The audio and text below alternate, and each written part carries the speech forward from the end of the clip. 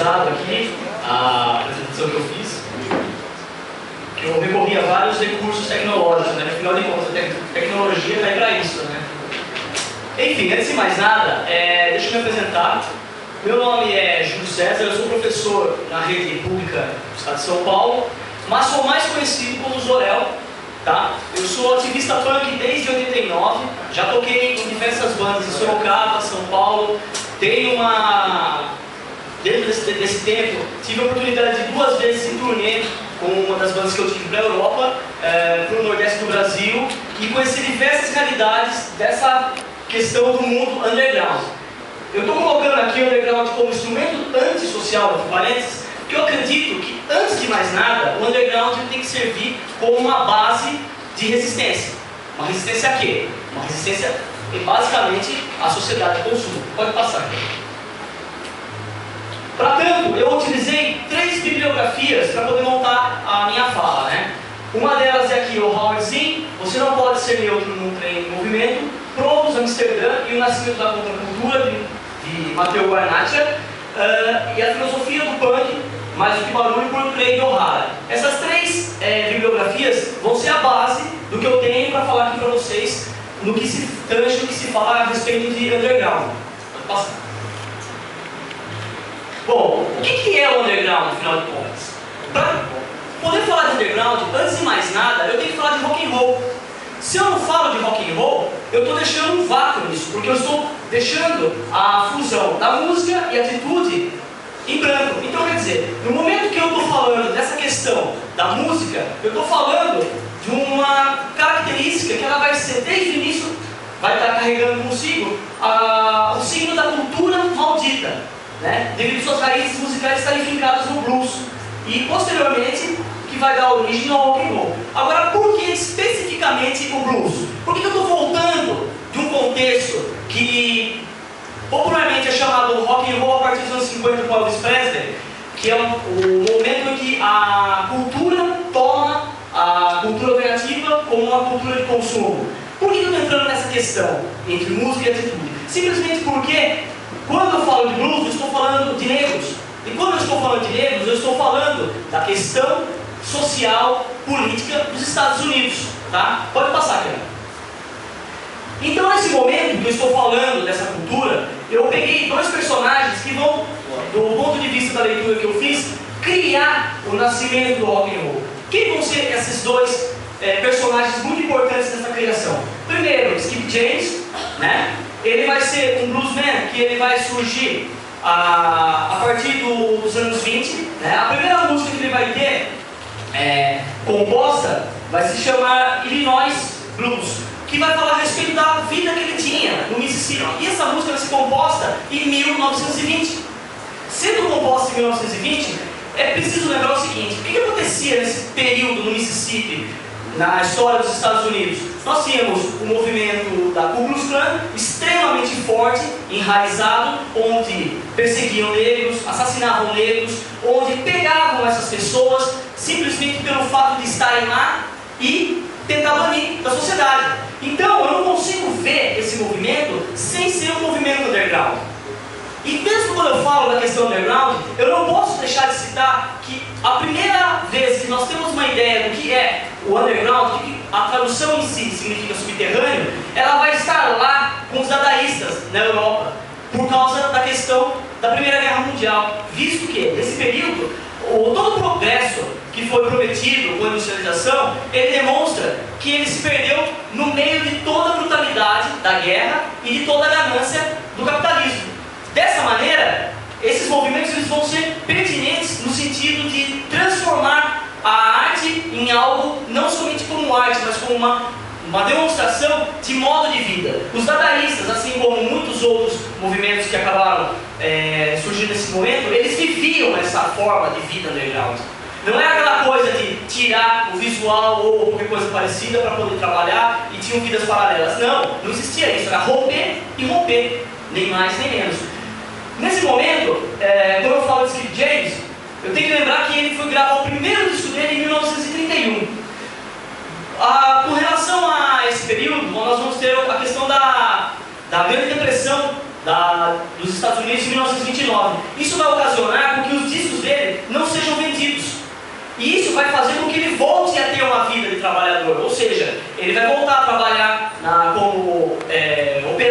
ele era antes. Ele foi uma das pessoas que acabaram trabalhando nas construções das ferrovias no Mississippi. Então ele vai ficar sumido por aproximadamente 30 anos.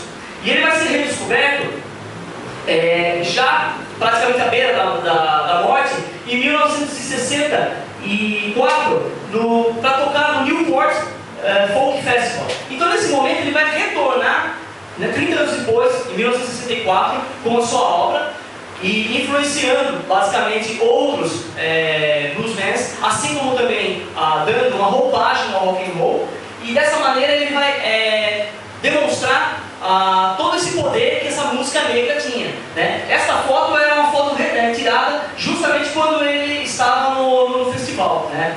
Aí eu passo para o J.B. Lenoir.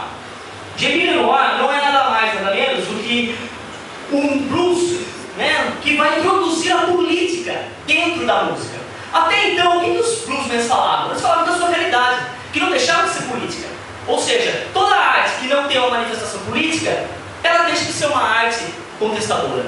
Então, nesse momento que ele acaba introduzindo os temas, ele vai acabar falando basicamente a respeito da questão do racismo, né, que ocorria nos anos 60, nos Estados Unidos. Ele vai falar também contra a guerra do Vietnã, né. Ele vai estar lado a lado com aquilo que começa a se formar como um movimento de rock and roll. A gente tem que entender uma coisa, pessoal, que toda vez que nós falamos de um movimento, ele não é assim, vamos criar um movimento. Existem fatores sociais, ambientais.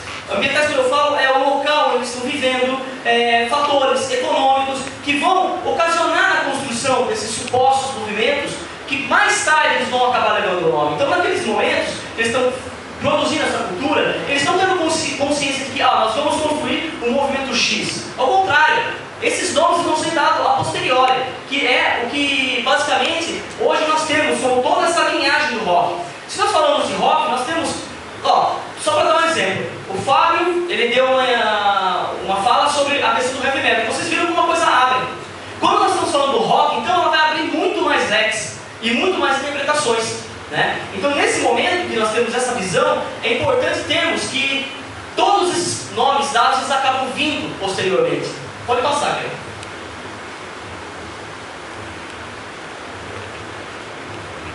Bom, nós temos que lembrar também que a partir do momento que o rock se torna algo popular, como o Elvis Presley, e é importante lembrar que o Elvis Presley ele vai ser importante nesse quesito pelo seguinte: ele é branco, tá? Ele canta muito bem como igual um negro e, acima de tudo, toca guitarra, ou melhor, violão. E dessa maneira, ele vai fazer com que o rock seja um produto. Nasce aí, então, a perspectiva de rock and roll enquanto indústria. Porque até então, os músicos que existiam, tinham toda a ideia de produzir essa música e tudo mais, acabava chegando no momento que eles não tinham condições de vender. Eles não vendiam por quê? Simplesmente porque eram negros. Então, a partir desse princípio, já dá para nós percebermos o quanto é contestador a questão do rock and roll. O rock and roll não é nada mais, nada menos que uma manifestação de arte contestatória. E dentro dessa perspectiva, nós temos que elencar a questão do contexto histórico daquela época. Eu escolhi dois temas aqui, que um deles é a greve estudantil de Paris de 1968, onde vai ser um ambiente que vai criar movimentos que posteriormente, na década de 70, vão levar o nome como punks e vão também demonstrar uma nova roupagem do anarquismo. Ou seja, esses movimentos vão ser extremamente anárquicos. Eles vão ser movimentos que eles vão estar ligados com aquela questão de romper com a sociedade enquanto indivíduo. E não aquela leitura que se faz do anarquismo clássico, daquela luta de classes existente nas fábricas, existente até meados de 1920 em várias partes do mundo. Então, nesse momento, eles vão dar uma nova leitura para esse anarquismo, que vai se chamar de anarquismo moderno, de uma certa maneira, e que vai acabar influenciando até hoje muitos movimentos que são tidos ou chamados como movimentos libertários ou anarquistas. Então, essa greve ela vai ser basicamente um estopim para a criação desse todo esse ideário. E ao mesmo tempo nós vamos ter nos Estados Unidos o movimento pelos direitos civis, que é onde um dos autores que eu pesquisei, o Howard Zinn, ele vai na sua obra dizer o seguinte, que esses movimentos eram movimentos que eram feitos por brancos e negros que estavam insatisfeitos com aquela situação política e econômica existente dentro dos Estados Unidos. Ou seja, eles vão romper com uma sociedade cristã, branca, patriarcal. Por esse motivo, o rock and roll também vai ser taxado como tal. Ele vai ser um movimento que vai ser chamado de um movimento maldito, justamente porque ele vai romper com isso. Porque não havia mais nada maldito do que uma pessoa mexendo a pelvis, como o Elvis Presley fazia. Então isso não vai ser nada mais nada menos que um ataque aos padrões da sociedade norte-americana, né? Então esses movimentos eles vão ser essenciais para a criação de todo esse ideário. Pode passar aqui. Nesse momento também, durante a década de 60, eu elenquei aqui o surgimento de alguns movimentos deflagradores, que eles são bastante importantes também na questão da estruturação desses movimentos, né, que vão ser chamados como tal. Por exemplo, o movimento Provos de Amsterdã, que era um movimento formado por pessoas da classe mais baixa da sociedade, que tinha como intenção fazer o seguinte: provocar de uma maneira irônica. Um exemplo disso é esse manifesto das bicicletas brancas. Bom, para quem conhece ou tem ideia de como é Amsterdã, Amsterdã é uma cidade plana na forma de uma vagina. Ou seja, o desenho da cidade ele é semelhante ao desenho de uma vagina, porém uma cidade completamente plana, o que possibilita a utilização de bicicletas. E a ideia desse movimento, dessas pessoas, era nada mais do que provocar a ideia de propriedade privada. Eles pegavam as próprias bicicletas e pintavam elas de branco. No momento que eles pintavam essas bicicletas de branco, eles faziam o seguinte: a bicicleta ficava livre para qualquer pessoa usar. Então não havia aquela necessidade de trancar a bicicleta no cadeado. Você pegava aquela bicicleta, andava com ela até onde você quisesse chegar, deixava lá, outra pessoa podia fazer uso. Ela deixava lá de ser uma propriedade privada para ser uma propriedade coletiva.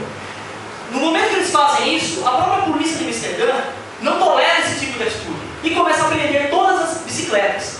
Nesse momento que eles fazem esse tipo de atitude, eles emitem panfletos dizendo que a polícia de Amsterdã está roubando a população de Amsterdã.